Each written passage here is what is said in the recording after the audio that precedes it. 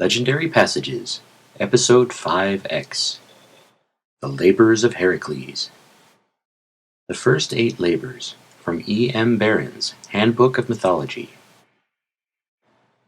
Last time we heard how Heracles killed and skinned the Nemean Lion. This time we hear a summary of that tale, plus the Hydra in the swamps of Lerna, the golden hind sacred to Artemis, the Eyrmantian Boar and the battle with the centaurs, the flooding of the stables of King Augeus, the deadly birds of Lake Styphalis, the white bull of Crete, sire of the Minotaur, and the man-eating mares of King Diomedes. Next time we shall hear of these tales in greater detail, and how Heracles founded the first Olympics. The Labors of Heracles, a legendary passage from the Myths and Legends of Greece and Rome, written by E.M. Berens. The Nemean Lion. His first task was to bring to Eurystheus the skin of the much-dreaded Nemean Lion, which ravaged the territory between Cleone and Nemea, and whose hide was invulnerable against any mortal weapon. Heracles proceeded to the forest of Nemea, where, having discovered the lion's lair, he attempted to pierce him with his arrows, but finding these of no avail, he felled him to the ground with his club, and before the animal had time to recover from the terrible blow, Heracles seized him by the neck and, with a mighty effort, succeeded in strangling him.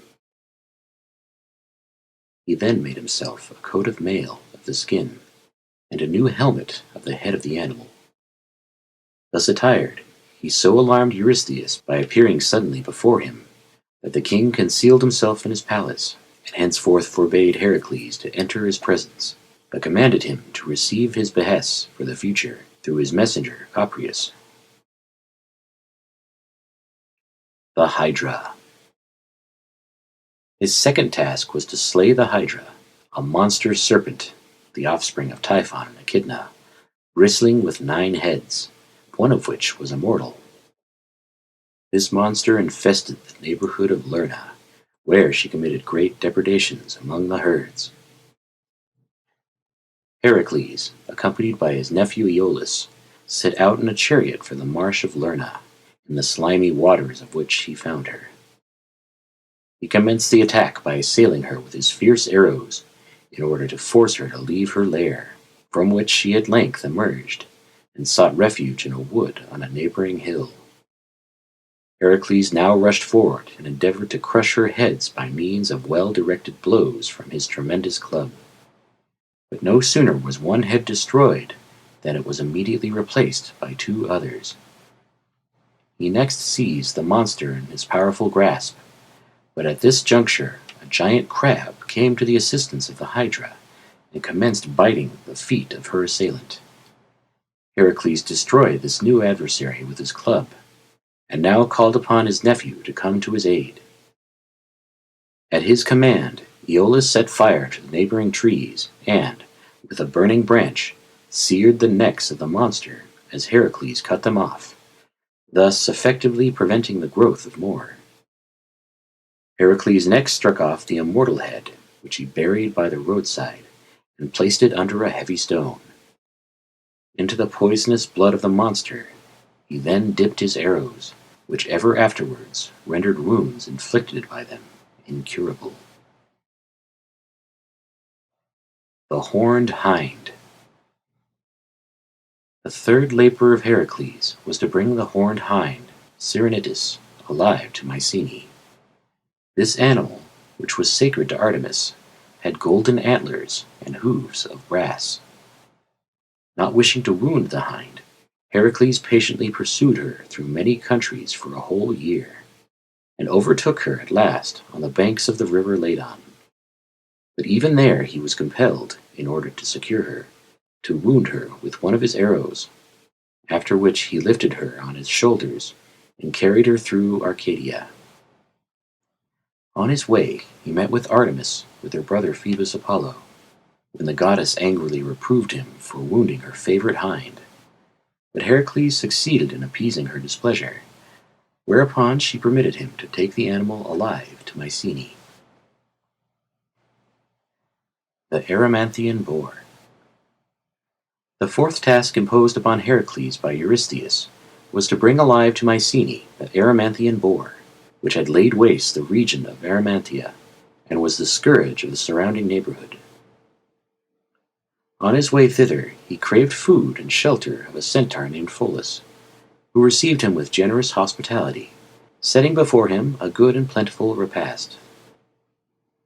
When Heracles expressed his surprise that at such well-furnished board wine should be wanting, his host explained that the wine cellar was the common property of all the centaurs, and that it was against the rules for a cask to be broached, except all were present to partake of it. By dint of persuasion, however, Heracles prevailed on his kind host to make an exception in his favor. But the powerful, luscious odor of the good old wine soon spread over the mountains and brought a large number of centaurs to the spot, all armed with huge rocks and fir trees. Heracles drove them back with firebrands, and then, following up his victory, pursued them with his arrows as far as Malea, where they took refuge in the cave of the kind old centaur Chiron. Unfortunately, however, as Heracles was shooting at them with his poisoned darts, one of these pierced the knee of Chiron. When Heracles discovered that it was the friend of his early days that he had wounded, he was overcome with sorrow and regret. He had once extracted the arrow and anointed the wound with a salve, the virtue of which had been taught to him by Chiron himself. But all his efforts were unavailing. The wound, imbued with the deadly poison of the Hydra, was incurable, and so great was the agony of Chiron that, at the intercession of Heracles, death was sent him by the gods. For otherwise, being immortal, he would have been doomed to endless suffering. Pholus, who had so kindly entertained Heracles, also perished by the means of one of these arrows, which he had extracted from the body of a dead centaur. While he was quietly examining it, astonished that so small and insignificant an object should be productive of such serious results, the arrow fell upon his foot and fatally wounded him. Full of grief at this untoward event, Heracles buried him with due honors, and then set out to chase the boar. With loud shouts and terrible cries, he first drove him out of the thickets into the deep snowdrifts which covered the summit of the mountain, and then, having at length wearied him with his incessant pursuit, he captured the exhausted animal, bound him with a rope, and brought him alive to Mycenae. Cleansing the stables of Augeus. After slaying the Eyrmantian boar, Eurystheus commanded Heracles to cleanse in one day the stables of Augeus. Augeus was a king of Elis, who was very rich in herds. 3,000 of his cattle he kept near the royal palace, in an enclosure where the refuse had accumulated for many years. When Heracles presented himself before the king and offered to cleanse his stables in one day, provided he should receive in return a 10th part of the herds, Augeus, thinking the feat impossible, accepted his offer in the presence of his son Phyleus. Near the palace were the two rivers Peneus and Alephus, the streams of which Heracles conducted into the stables by means of a trench which he dug for this purpose. And as the waters rushed through the shed, they swept away with them the whole mass of accumulated filth. But when Augeus heard that this was one of the labors imposed by Eurystheus, he refused the promised guerdon. Heracles brought the matter before a court, and called Phyleus as a witness to the justice of his claim, whereupon Augeus, without waiting for the delivery of the verdict, angrily banished Heracles and his son from his dominions. The Stymphalides.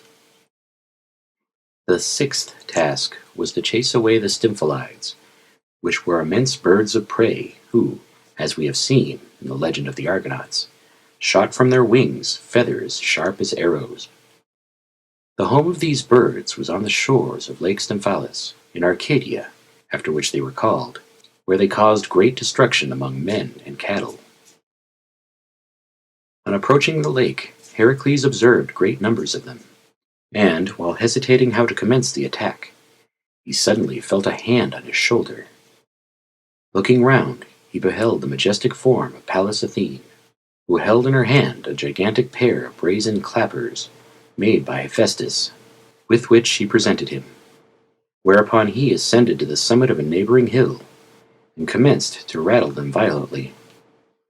The shrill noise of these instruments was so intolerable to the birds that they rose into the air in terror, upon which he aimed at them with his arrows, destroying them in great numbers, while such as escaped his darts flew away, never to return. The Cretan Bull. The seventh labor of Heracles was to capture the Cretan bull. Minos, king of Crete, having vowed to sacrifice to Poseidon any animal which should first appear out of the sea, the god caused a magnificent bull to emerge from the waves in order to test the sincerity of the Cretan king, who, in making this vow, had alleged that he possessed no animal among his own herds worthy of the acceptance of the mighty sea god. Charmed with the splendid animal sent by Poseidon, and eager to possess it, Minos placed it among his herds, and substituted as a sacrifice one of his own bulls. Hereupon Poseidon, in order to punish the cupidity of Minos, caused the animal to become mad, and to commit such great havoc in the island as to endanger the safety of the inhabitants. When Heracles, therefore, arrived in Crete for the purpose of capturing the bull, Minos, far from opposing his design, gladly gave him permission to do so. Heracles not only succeeded in securing the animal, but tamed him so effectually that he rode on his back right across the seas as far as the Peloponnesus. He now delivered him up to Eurystheus, who had once set him at liberty, after which he became as ferocious and wild as before, roamed all over Greece into Arcadia, and was eventually killed by Theseus on the plains of Marathon. The Mares of Diomedes. The eighth labor of Heracles was to bring Eurystheus the mares of Diomedes, a son of Ares, and king of the Bistonians, a warlike Thracian tribe. This king possessed a breed of wild horses of tremendous size and strength, whose food consisted of human flesh, and all strangers who had the misfortune to enter the country were made prisoners and flung before the horses, who devoured them. When Heracles arrived, he first captured the cruel Diomedes himself, and then threw him before his own mares, who, after devouring their master, became perfectly tame and tractable. They were then led by Heracles to the seashore, where the Bistonians, enraged at the loss of their king, rushed after the hero and attacked him. He now gave the animals in charge of his friend Abderus, and made such a furious onslaught on his assailants that they turned and fled. But on his return from this encounter he found, to his great grief, that the mares had torn his friend in pieces and devoured him. After celebrating due funeral rites to the unfortunate Abderus, Heracles built a city in his honor, which he named after him. He then returned to Tiryns, where he delivered up the mares to Eurystheus, who sent them loose on Mount Olympus, where they became the prey of wild beasts. It was after the performance of this task that Heracles joined the Argonauts in their expedition to gain possession of the Golden Fleece, and was left behind at Chios, as already narrated. During his wanderings he undertook his ninth labor, which was to bring Eurystheus the girdle of Hippolyta, queen of the Amazons.